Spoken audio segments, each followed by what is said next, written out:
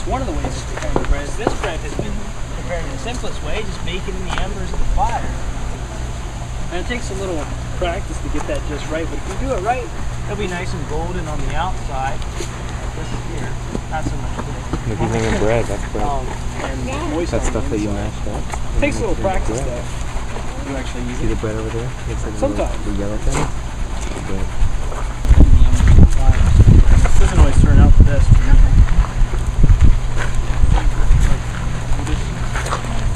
This is a gourd, and this is just a type of squash you can make containers out of.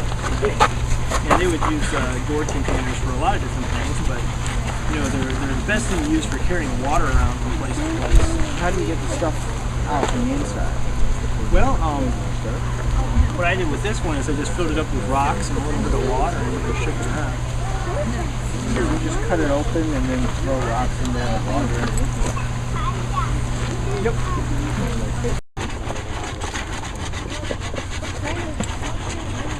And you're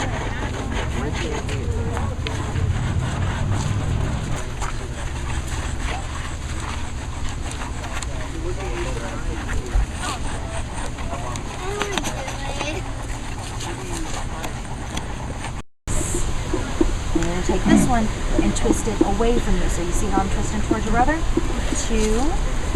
3, 4, 5 times. And then bring it back towards you. So you see how this one is my main one now? Do that one more time. 2, 3, 4, 5. And then twist that one towards you. So you're going away 5 times, towards once. Think you got it? Alright, let's see what you got. Hold it with this hand. I'll hold yourself. Yeah. Okay, now take this one. Yep, twist it towards me 5 times. 2, 3, 4, 5. Perfect. Now bring it towards you. Over. Beautiful. You're good. Start twisting this one towards me. 5. Perfect. Over towards you. And you've got it. See what you're doing? Isn't that cool? Can you do it again? Oh, towards me. Yep, there you go. You caught it. 3, 4, 5. Yep, come over that one. And you are a pro. And then, yep, now start twisting this one towards me. We're just making cord. Does it make sense? Twist You need cord. this one towards me You need cord for everything. 5 times. Got it. 4, 5, yep. Now bring it over towards you. And now you're going to start twisting that one. See, you're a pro. Now how old are you? 6? No, you're not. I'll be 7. 7. All right. So for 4 years, you would have already been doing this. You would have started when you were 3 years old. So by now, you'd have been a pro. You really would have been good by now. Why do you think they did this? Why do you think that they were twisting pieces of grass like that? What can you use that for?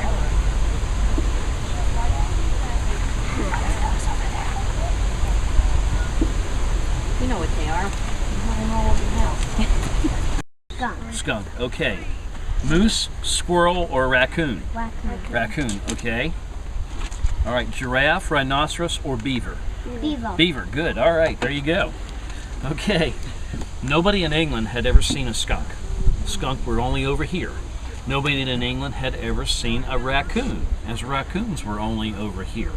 So consequently, when we would get these furs, when the English would get these furs from the Indians, then they would take these furs over to England and they would make a lot of money because they could sell these raccoon furs or skunk furs or beaver furs and they'd make a lot of money.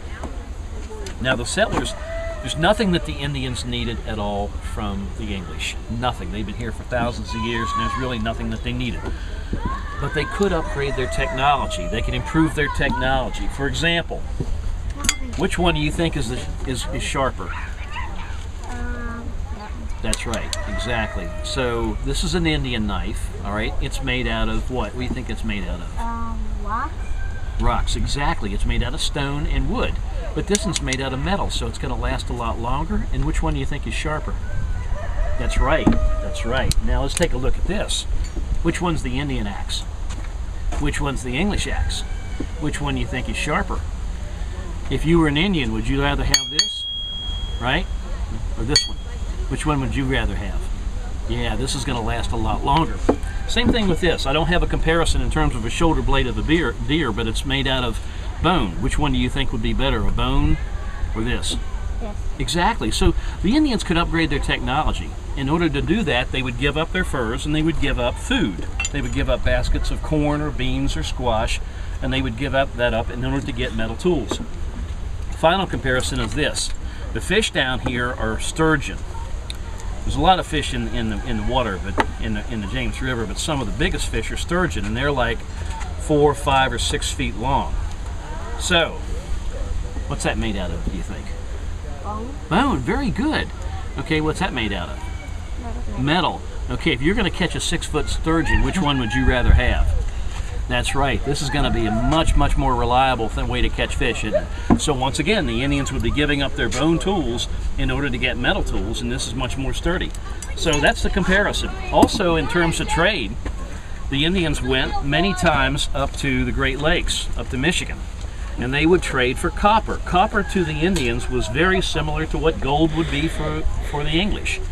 And so the Indians would bring back these copper plates, and they'd have their own shells that they use for beads, but they'd also get blue beads or red beads or orange beads or yellow beads from the English. That's another thing that the Indians really liked. They didn't have the capability of having glass beads, so they would come up with beads that they could use that the English would trade with them.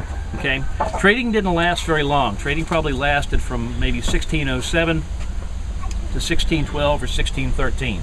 The reason it didn't last very long was because the English continued to do things that would make the Indians mad. The first thing they did to make them mad was they would come in here and they would basically cut down all the trees. Everything that the Indians needed came from the forest. Who lived in the trees and in the forest that the Indians needed to survive? Owls. What else? All kinds of animals. Squirrels, deer. So everything that the Indians wore, everything they ate, and everything that they worked with, their tools, came from the animals. The English here, when they came in here, they started clear-cutting all the trees. The trees we had a forest that had been growing here for thousands of years, so the trees were really, really wide. They were very big. That meant that you could get a lot of wood out of a single tree. So the English came in here and started cutting down all the trees and sending that wood back to England, where they were running out of wood.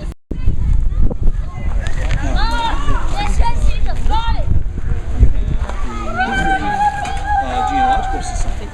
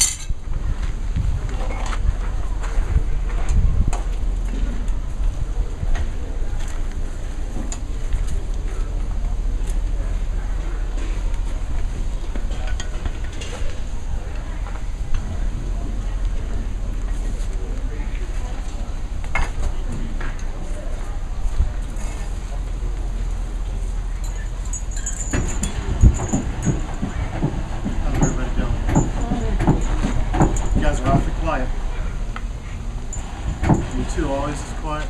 No. No? Just because they're watching.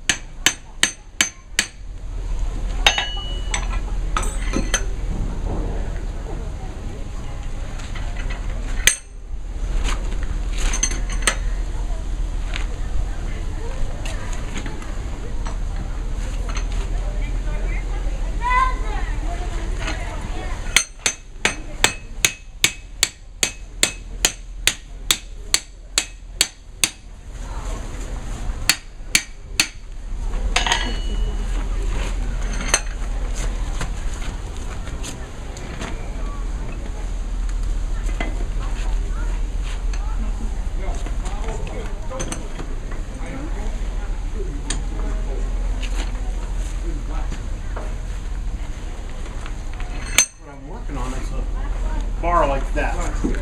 Basically for hanging a hog while you're butchering. Well, that's basically what I'm doing right now. It was to kind of be a example of basically making a round more resistant tenon.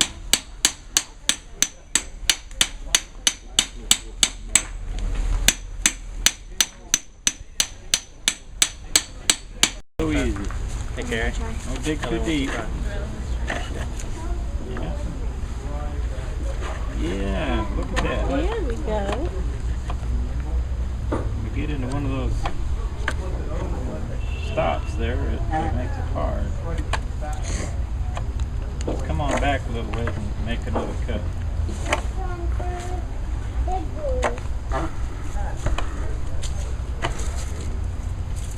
Now you got it.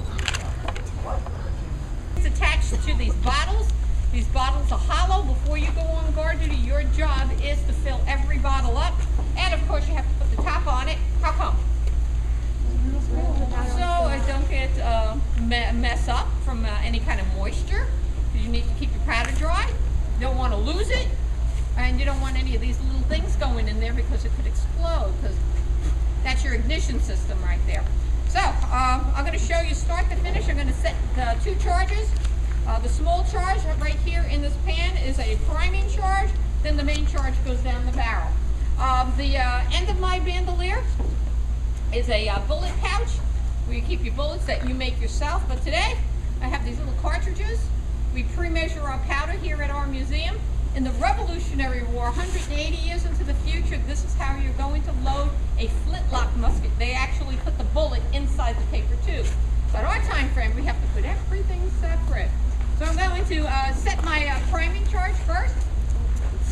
So I take a little bit out of my cartridge here, put it in the pan, close the pan, cast off any grains, blow it too, cast it to my left side.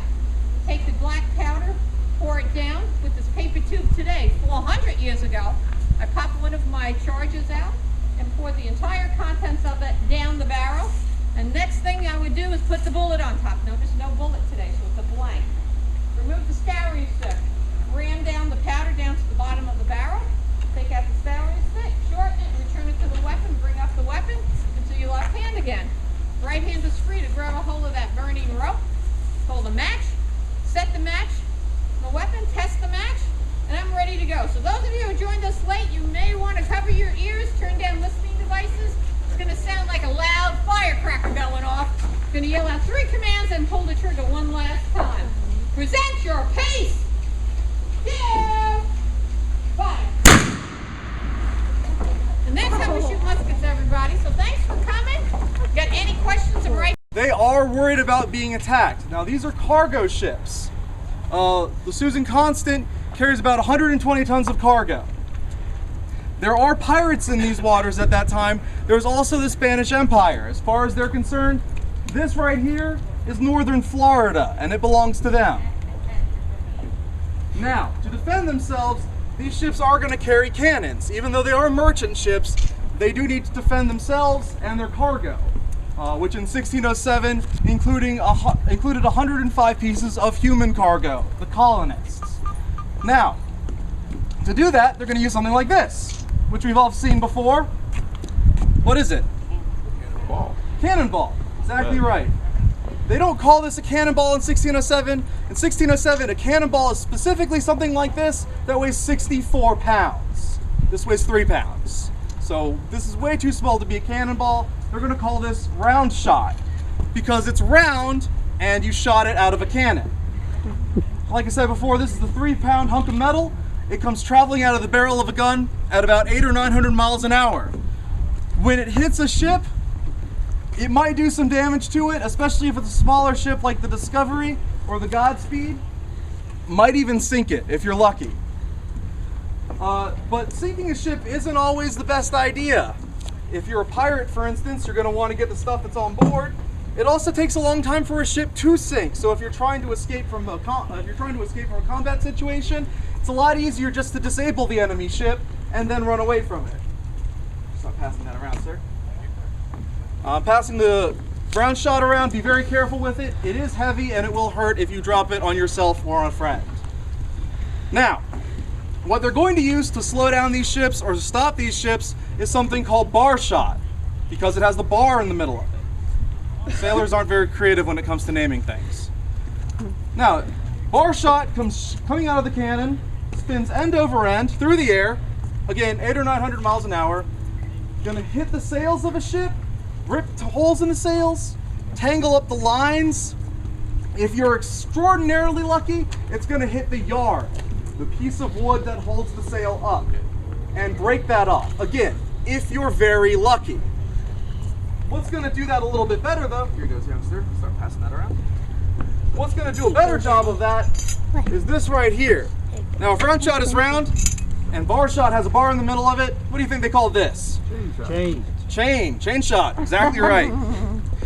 This spins through the air like a big metal pair of nunchucks, wraps around the yard of a ship, and snaps it off. If you're a person, this is also going to be not very much fun to be hit with. In 1590, Sir Christopher Newport, who was the captain of the Susan Constant in 1607, as well as the admiral of the fleet, gets hit with a piece of Spanish artillery. We think something like this. It takes his arm off. I would say clean off, but that wouldn't really be accurate. Now, this is going to be good for injuring or hurting, or maybe killing one person. But sometimes you just gotta kill a lot of people, especially if they're on another ship and they're trying to kill you. So what you're gonna use for that is you're gonna use this kind of gun right here, which we call a swivel gun or a rail gun, and we use this for ammunition. Now I know what you're thinking. You're thinking, Nick, this is just a log. And you're right, it is. At least it is until you cut it in half, hollow it out, and fill it full of all kinds of nasty metal bits. Musket balls, nails, bits of chain, whatever you can find that's going to hurt, maim, or kill the people on the other ship. Basically it works like a big shotgun shell. The gunpowder in the chamber goes off, it burns off the rope that holds it together, flies up the muzzle of the gun, air resistance forces it apart, and bits of metal go flying everywhere. Effective range, about 150, maybe 200 yards on the outside. Oh, like a frag grenade trap, basically, what we have here. So I'm going to pass this around from the other end. Oh, thank you. Did the round shot get around to you guys? It did, we've already collected. Oh, okay, excellent. All right. In fact, this particular piece of hardware is so effective at what it does that when John Smith asked for 3 dozen of these kinds of weapons to defend the fort with later on, he does not ask for swivel guns. He does not ask for rail guns, which is what we typically call them. He asked that, would you please send us 3 dozen murdering pieces? And that is what we are going to be firing today. My assistant Jay here will be going through the motions with this, and I will be explaining what he is doing. Now, the first command I'm going to give him as the gunnery captain is I'm going to ask him to order the piece to load, which means he's going to ensure that no small animals have crawled up the muzzle of the gun, no bird's nests are in there. Nothing is going to be blocking the shot once it comes out, because if something blocks the shot, instead of killing your enemies, this gun is going to kill you. All right, and he's going to say aye, which means there's nothing there. Next thing I'm going to tell him to do is handle the charge. At which point he will pick up this. He will pick up one of these mugs. All right. He'll pick up the mug, which is what contains the gunpowder. And it weighs about 35 pounds. I will then tell him to advance the charge, which means bring it to the gun.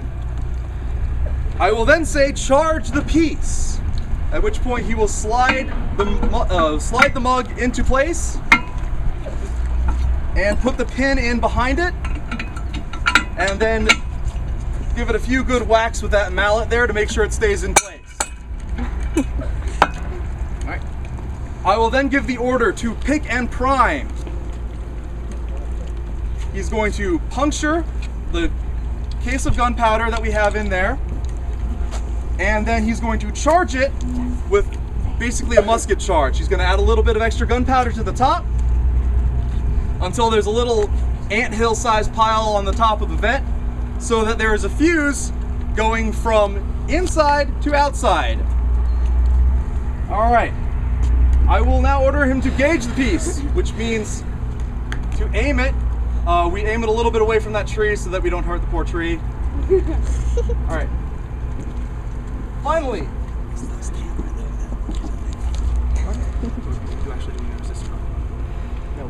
Oh, okay. All right.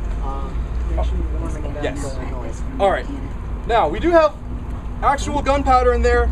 No actual weapon and nothing to actually shoot out, but it does make a loud boom. So I have not at all period earplugs. You all do not. So please, I'm going to have to give the command, have a care, which is 17th century speak for look out, y'all. Put your fingers in. When I say have a care, please turn off any hearing assistance devices you may have. You will not need them for the remainder of this demonstration. If you do not have a hearing assistance device and do not wish to use one in the near future, I would recommend you cover your ears like so. If you are taking a picture of it, and you cannot cover your ears, open your mouth instead to relieve pressure. It makes you look really silly, but it will protect your eardrums. All right, after I say have a care and you all have covered your ears, I will then say give fire, at which point we will touch off the linstock, which has a bit of burning slow match on it, onto the gunpowder and make it make a big boom. Are you gauging or am I? All set. All right, okay. All right. All right, y'all. Have a care! Give fire!